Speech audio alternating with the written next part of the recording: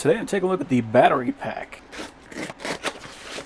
So this one is designed to work with Milwaukee batteries. We do have an indicator on here, and it comes with 3 bars of charge. I actually like the red LED on there as well. For these aftermarket packs, I'm used to either seeing no LEDs or something like a green LED.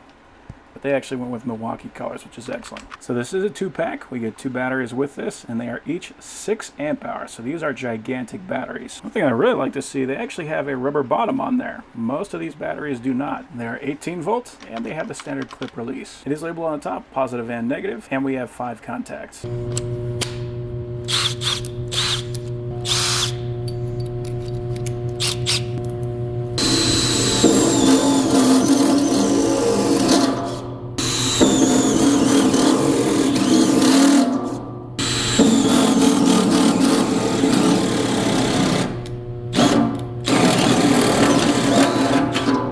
So yeah, that thing is a beauty. Nice big battery, and it works on our Milwaukee tools.